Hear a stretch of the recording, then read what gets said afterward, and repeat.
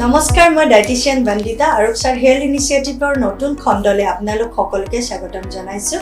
আজি আমাৰ মাজত উপস্থিত আছে former director of B Barua cancer institute আৰু লগতে তেখেত director of health education and research Mahapurush Srimanta Sankardev বিশ্ববিদ্যালয়। তেখেত আন কোনো নহয়, আপোনালোকৰ সকলোৰে পৰিচিত ডক্টৰ অমল চন্দ্ৰ কটকী ছাৰ। ছাৰ, আমাৰ আৰোপচাৰ অনুষ্ঠানলৈ আপোনাক স্বাগতম জনাইছোঁ। আজি আপোনাৰ লগত আমি কেঞ্চাৰ ৰোগৰ বহুতখিনি কথা পাতিম, যিহেতু আমাৰ এটা উদ্দেশ্য আছে আমাৰ আৰ্বান পপুলেশ্যনখিনিৰ লগতে ৰুৰেল পপুলেশ্যনখিনিৰ মাজত আমাৰ এই আলাপ আলোচনাখিনি আগবঢ়াই দিয়া। গতিকে একেবাৰে সহজভাৱে আপোনাৰ পৰা জানিব বিচাৰিম, কেঞ্চাৰ মানেনো কি? কেঞ্চাৰ মানে ক'বলৈ হ'লে আমাৰ মানৱ দেহ অসংখ্য কোষেৰে গঠিত। এই কোষবিলাকৰ সাধাৰণতে নিয়মিতভাৱে বিভাজন হৈ থাকে, কেতিয়াবা স্থিতাৱস্থা বাহক থাকে আৰু কিছুমান কোষৰ নিয়মীয়াভাৱে বিনাশ হয়।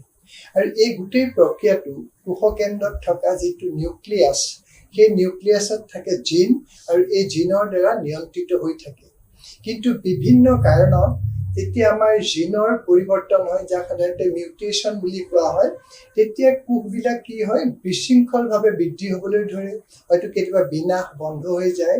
আৰু তেতিয়া কোষবিলাক যিহেতু বিশৃংখলভাৱে বাঢ়িবলৈ ধৰে, এটা সৰু টেমুনা বা ঘাঁৰ সৃষ্টি কৰে। প্ৰথম অৱস্থাত যিটো স্থানত উৎপত্তি হয় তাতেই সীমাবদ্ধ হৈ থাকে, কিন্তু লাহে লাহে আমি দেখিবলৈ পাওঁ ই কাষৰীয়া অঞ্চললৈ বিয়পি পৰে আৰু সদৌ শেষত শৰীৰৰ বিভিন্ন অংগলৈ বিয়পি পৰে। আৰু এইটোকে মোটামুটিভাৱে আমি সামগ্ৰিকভাৱে কৰ্কট ৰোগ বা কেঞ্চাৰ বুলি কওঁ। ধন্যবাদ, খুব সহজভাৱে ছাৰে বৰ্ণনা কৰিলে। কমনেছ কেঞ্চাৰ পুৰুষৰ ক্ষেত্ৰত আৰু মহিলাৰ ক্ষেত্ৰত আমি কমনেছ কেঞ্চাৰ বুলি ক'বলৈ যাওঁতে এইটোৱে ক'ব লাগিব যে আমাৰ ভাৰতবৰ্ষত তিনিটা কৰ্কট ৰোগৰ ওপৰত যথেষ্ট গুৰুত্ব আৰোপ কৰা হৈ আছে। এটা হৈ গৈছে মুখগহ্বৰৰ কেঞ্চাৰ, মুখৰ ভিতৰত হোৱা কেঞ্চাৰ। এইটো পুৰুষৰো হ'ব পাৰে, মহিলাৰো হ'ব পাৰে। আৰু দ্বিতীয়টো হৈছে মহিলাৰ ক্ষেত্ৰত স্তনৰ কেঞ্চাৰ আৰু জৰায়ু কেঞ্চাৰ। জৰায়ু মানে মুখগহ্বৰ, যাক গ্ৰীবা বুলি কয়, চাৰ্ভাইকেল কেঞ্চাৰ। এই তিনিটা কেঞ্চাৰৰ ওপৰতে ভাৰত চৰকাৰে প্ৰিভেনশ্যন আৰু আৰ্লি ডিটেকশ্যনৰ ওপৰত যথেষ্ট গুৰুত্ব আৰোপ কৰিছে। কিন্তু আমি দেখিবলৈ পাইছোঁ যে আমাৰ অসমত মুখগহ্বৰৰ লগতে আৰু অলপ তললৈ যিটোক কয় হাইপ'ফেৰিংছ, সেইটো কেঞ্চাৰ যথেষ্ট বেছি, আৰু খাদ্যনলী কেঞ্চাৰ যথেষ্ট বেছি। আৰু মহিলাৰ ক্ষেত্ৰত আমি দেখা পাওঁ গলব্লেডাৰ, যাকটো পিত্তস্থলী বুলি কয়, পিত্তস্থলীৰ কৰ্কট ৰোগো যথেষ্ট বেছি। নিশ্চয়কৈ আমি সকলোৱে জানো নৰ্থ ইষ্ট অসমত আমাৰ কেঞ্চাৰ ৰোগৰ পৰিমাণ খুবেই বেছি। গোটেই ইণ্ডিয়াৰ ভিতৰত আমাৰ নৰ্থ ইষ্ট আৰু অসমত খুবেই বেছি। ইয়াৰ কাৰণটো আৰু ইয়াৰ ICMR তথ্য মতে প্ৰতি বছৰে ভাৰতত প্ৰায় 14 লাখ নতুন কৰ্কট ৰোগ চিনাক্তকৰণ হয়, আৰু ইয়াৰে প্ৰায় 8 লাখ ব্যক্তি প্ৰতি বছৰে মৃত্যুমুখত পৰে। আমি যদি উত্তৰ পূৰ্বাঞ্চলত চাওঁ, প্ৰায় 50,000 ব্যক্তি কৰ্কট ৰোগত আক্ৰান্ত হয় প্ৰতি বছৰে। তাৰে অসমত প্ৰায় 40,000 ব্যক্তি এই ধৰণেৰে আক্ৰান্ত হয়। আৰু এই যে যিখিনি ব্যক্তি কৰ্কট ৰোগত আক্ৰান্ত হয়, তাৰ আমাৰ কিছুমান এটা হাৰ আছে। হাৰ মানে এইটো ইনচিডেঞ্চ বুলি কয়। তাৰমানে এইটো ICMR তথ্য মতে মই কথাখিনি ক'বলৈ ওলাইছোঁ, 1 লাখ মানুহৰ ভিতৰত প্ৰতি বছৰে কিমানজন মানুহৰ কেঞ্চাৰ হয় সেইটোকে হাৰ বুলি কয়, এটা গিভিন জিঅ'গ্ৰাফিক লোকেশ্যনত। সৰ্বভাৰতীয় হাৰ সাধাৰণতে প্ৰায় 80 পৰা 110 জন মানুহ প্ৰতি বছৰে 1 লাখ মানুহৰ মাজত কৰ্কট ৰোগৰ দ্বাৰা আক্ৰান্ত হয়।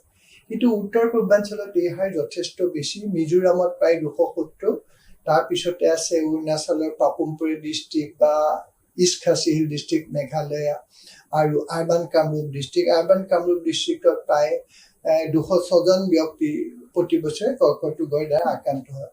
সেইকাৰণে আমি কওঁ যে সৰ্বভাৰতীয় হাৰতকৈ উত্তৰ পূৰ্বাঞ্চলত কৰ্কট ৰোগৰ হাৰ যথেষ্ট বেছি, আৰু সেইকাৰণে এইটো cancer capital of the country বুলি কয় নৰ্থ ইষ্টাৰ্ণ ৰিজন।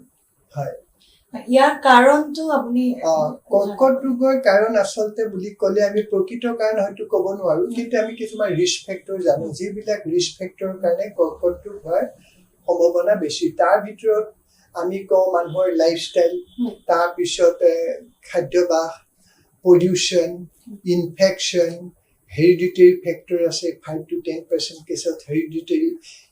কিন্তু আমি দেখিবলৈ পাইছোঁ যে অসম তথা উত্তৰ পূৰ্বাঞ্চলত ধঁপাত সেৱনৰ হাৰ যথেষ্ট বেছি। ধঁপাত এইটো বিড়ি, চিগাৰেট, গুটখা এইবিলাক আটাইতকৈ বেছি। সৰ্বভাৰতীয় হাৰ ধঁপাত সেৱনৰ প্ৰায় আপোনাৰ 28%। কিন্তু আমি আৰবান কামৰূপ জিলাত এই হাৰ প্ৰায় 48%তকৈ বেছি। আগতে কম আছিলে, এতিয়া বৃদ্ধি হৈছে। ঠিক সেইদৰে মিজোৰামেই হওক বা মেঘালয়তে হওক ধঁপাত সেৱনৰ হাৰ যথেষ্ট বেছি।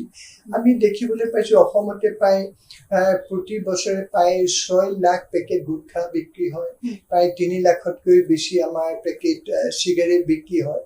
গতিকে যিহেতু চিগাৰেট এটা বা বিড়ি, চিগাৰেট, ধঁপাত এইবিলাক কৰ্কট ৰোগৰ মুখ্য কাৰণ আৰু ইয়াত এই সেৱনৰ হাৰ যথেষ্ট বেছি। গতিকে টবেকো ৰিলেটেড কেঞ্চাৰ, যিবিলাক কেঞ্চাৰ আমি সাধাৰণতে কওঁ ধঁপাতৰ লগত জড়িত, তাক টবেকো ৰিলেটেড কেঞ্চাৰ কয়। মুখৰ কেঞ্চাৰ, লাঙৰ কেঞ্চাৰ, কণ্ঠনলী, ষ্টমাক, খাদ্যনলী, কিডনী, ইউৰিনেৰী ব্লেডাৰ, ইভেন আজিকালি চাৰ্ভিক্স বা লিউকেমিয়াকো টবেকো ৰিলেটেড কেঞ্চাৰ বুলি কোৱা হয়। গতিকে এইবিলাক কেঞ্চাৰ যথেষ্ট বেছি। টবেকো এটা। তাৰ বাহিৰেও আমি দেখিবলৈ পাইছোঁ যে আমাৰ ইয়াৰ মানুহৰ কিছুমান খাদ্যাভ্যাসৰ পৰিৱৰ্তন হৈছে। সাধাৰণতে আজিকালি মানুহে বেছি এইবিলাক পুৰা ভজাবিলাক যাতে স্ম'ক মিট, স্ম'ক ফিছ পায়। কিছুমান ইনফেকশ্যনৰ কথা আছে। ষ্টমাক কেঞ্চাৰৰ ক্ষেত্ৰত আপোনাৰ হেলিকোবেক্টাৰ পাইলৰি ইনফেকশ্যন, লিভাৰ ক্ষেত্ৰত হেপাটাইটিছ বি আৰু হেপাটাইটিছ চি। নেজোফেৰিঞ্জিয়েল কেঞ্চাৰো আমাৰ উত্তৰ পূৰ্বাঞ্চলত মেইনলি হিল ষ্টেচনত যথেষ্ট বেছি।